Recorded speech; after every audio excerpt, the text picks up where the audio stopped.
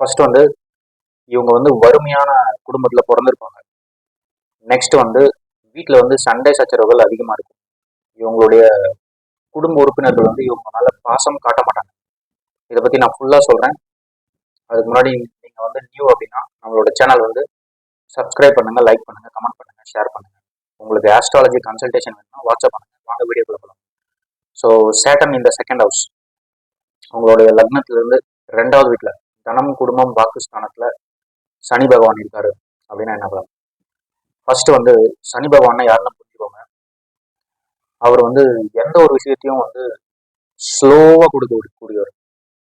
எந்த விஷயத்தையும் எந்த வீட்டில் இருக்காரோ, எந்த வீட்டை பார்க்குறாரோ அதை வந்து ஸ்லோ பண்ணி விட்டுருவாரு. இது வந்து ஃபர்ஸ்ட் விஷயம்.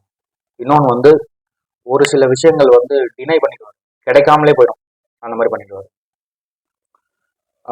நெக்ஸ்ட் வந்து எந்த வீட்டில் இருக்காரோ, எந்த வீட்டை பார்க்குறாரோ அந்த வீட்டில் வந்து டிசிப்ளைன் இருக்கணும் அப்படின்னு வந்து சொல்றவர் அவர். சனி அப்படின்னாவே டிசிப்ளைன், ஹார்ட் ஒர்க், ரொம்ப எஃபர்ட் போட்டு அந்த விஷயத்த வந்து அடையணும். அவர் இருக்க வீட்டில் பார்க்குற வீடு ரெண்டுமே. இது வந்து சனி பகவான். ஸோ உங்க ஜாதகத்தில் சனி பகவான் வந்து 2வது வீட்டில் இருக்காரு அப்படின்னா ஃபர்ஸ்ட் வந்து இவங்க பிறக்கக்கூடிய இடம் குடும்பம் வந்து ரொம்ப கஷ்டப்படும், ரொம்ப வறுமையில இருப்பாங்க, ரொம்ப கஷ்டப்பட்டு பணம் சம்பாதிக்கக்கூடிய அமைப்புகள் இருக்கும். அதே மாதிரி இவங்களுக்கு வந்து கொஞ்சம் இந்த வாய் திக்கி திக்கி பேசுவாங்க இல்லைங்களா, அந்த மாதிரி விஷயங்கள் வந்து ஒரு சிலருக்கு இருக்கும். சனி நீச்சமாவோ பகை கிரகத்தில் இருக்குன்னா அந்த மாதிரி கண்டிப்பா இருக்கும். ஏன்னா வந்து செகண்ட் ஹவுஸ் வந்து உங்களுடைய வாக்குஸ்தானம், தனஸ்தானம். ஸோ பணத்தையும் வந்து ரெஸ்ட்ரிக்ட் பண்ணிடுவாரு. அதே மாதிரி பேச்சிலையும் வந்து ஒரு சில விஷயங்கள் வந்து பேசுறதுக்கு கொஞ்சம் கஷ்டப்படுவாங்க, கம்யூனிகேட் பண்ண முடியாது. ஏதாவது இவங்க ஒரு விஷயம் இன்னொருத்தவங்க கிட்ட வந்து சொல்றாங்க அப்படின்னா மற்றவங்க வந்து இதை வந்து ரிஜெக்ட் பண்ணிடுவாங்க. ஏன்னா இவங்க சொல்றது வந்து மற்றவங்க கால் வகை சரியா விழாது, அந்த மாதிரி ஆயிடுங்க. நெக்ஸ்ட் பாத்தீங்கன்னா தேவையில்லாம சண்டை சச்சரவுகள் வந்து வீட்டில் ஃபர்ஸ்ட் ஹாஃப் ஆஃப் த லைஃப்ல வந்து ஒரு குடும்பத்தில் ஒரு மன நிம்மதி இல்லாம போயிட்டு இருக்கும். ரொம்ப கஷ்டப்படுவாங்க குடும்பத்துல. பிரச்சனையே தனம் குடும்பம் வாக்கு, இந்த 3 விஷயத்துல வந்து நிறைய பிரச்சனைகள் வரும். அதே மாதிரி சேட்டன் வந்து சனி வந்து செகண்ட் ஹவுஸ்ல இருக்கிறதால செகண்ட் ஹவுஸ் வந்து உங்களுடைய வாக்கு இல்லைங்களா, வாய் தொண்டை இதெல்லாம் குறிக்கக்கூடியது செகண்ட் ஹவுஸ். ஸோ இவங்களுக்கு வந்து சிகரெட் பிடிக்கிற பழக்கம், ஆல்கஹால் பழக்கம் இதெல்லாம் இருக்கும், லாங் டேர்ம்க்கு இருக்கும். அதே மாதிரி சேட்டன் வந்து டிசிப்ளின், அதோட டிசிப்ளின் கொண்டு வர இருப்பாங்க பாருங்க. சிகரெட் ஆல்கஹால் தான் எடுப்பாங்க, ட்ரக்ஸ் எல்லாம் யூஸ் பண்ண மாட்டாங்க. அதுல கூட டிசிப்ளினா இருக்கணும் அப்படின்னு சேட்டன் சொல்றாரு. அந்த மாதிரி விஷயங்கள் வந்து நடக்கும். அதே மாதிரி இவங்களோட குடும்ப உறுப்பினர்கள் வந்து இவங்க கிட்ட வந்து ரொம்ப ரொம்ப ரொம்ப ஸ்ட்ரிக்டா இருப்பாங்க. இயர்லி மேரேஜ் ஆச்சுன்னா ஒய்ஃப் அப்படிதான் இருப்பாங்க. நீங்க பெண்ணா இருந்தீங்கன்னா கணவனும் அப்படிதான் இருப்பாரு. ரொம்ப ஸ்ட்ரிக்டா ஒரு டிசிப்ளினோட இந்த டைம்ல நீங்க இதை செய்யணும், இதை வந்து இப்படி செய்யணும் அப்படி செய்யணும் அப்படின்னு சொல்லிட்டு ஒரு அட்வைஸ் பண்ணக்கூடியவங்களாகவும் ஒரு டிசிப்ளினை வந்து மைண்ட்ல வந்து இம்போஸ் பண்ணக்கூடியவங்களாகவும் இருப்பாங்க உங்களுடைய ஃபேமிலி மெம்பர்ஸ். ஸோ அதுக்காக நீங்க வந்து உங்க ஃபேமிலி மேல கோச்சிக்காதீங்க. இது சனி பகவானுடைய கர்ம பலம், முன் ஜென்ம வினைகள் அந்த மாதிரி தான் வரும். சேட்டன் செகண்ட் ஹவுஸ்ல இருந்துச்சு அப்படின்னா இந்த மாதிரி வரும். நெக்ஸ்ட் வந்து சேட்டன் வந்து அவர் உட்காந்துட்டு இருக்க இடத்துல இருந்து 3rd house, 7th house, 10th house இந்த பார்வைகள் வந்து ஆஸ்பெக்டா பார்ப்பாரு. ஸோ செகண்ட் ஹவுஸ்ல இருந்து 4th ஹவுஸை பார்க்குறாரு.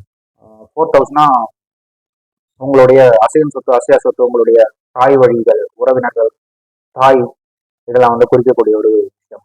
ஸோ இவங்களுக்கு தாய்ப்பாசம் இல்லை அப்படின்னு சொல்லிடலாம். அதே மாதிரி அசையும் சொத்து அசையா சொத்து இல்லை, சொத்துக்கள் இல்லாம பிறப்பார்கள். ஃபியூச்சர்ல வந்து ஹார்ட் ஒர்க் பண்ணீங்க அப்படின்னா சொத்து நீங்க சேர்த்துக்கலாம். ஸோ இந்த விஷயம் வந்து ஒரு சனி பகவான் வந்து ஜாதகத்தை வந்து 2வது சுத்து ஸ்டார்ட் ஆகும் இல்லைங்களா, அப்போ வந்து அது வந்து எக்லிப்ஸை ரிலீஃப் பண்ணிடும். அதுக்கப்புறம் உங்களுக்கு வந்து சனியை போட கொடுக்குறவன் இல்லை கெடுக்கிறவன் இல்லை அப்படின்னு சொல்லியிருக்காங்க.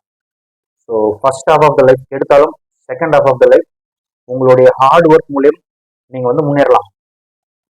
ஸோ 4th ஹவுஸ் விஷயங்கள் வந்து பாதிக்கப்படும், கொஞ்ச நாளைக்கு தான், அதுக்கப்புறம் சரியாயிரும். அதே மாதிரி நெக்ஸ்ட் வந்து அவருடைய ஆஸ்பெக்ட் வந்து 7th ஆஸ்பெக்ட். ஸோ 2 3 4 5 6 7 8 எயிட் ஹவுஸை பார்க்குறாரு. ஸோ உங்களுக்கு எயிட் ஹவுஸ் வந்து சடன் ஈவெண்ட்ஸ், ஆயுள் ஸ்தானம்.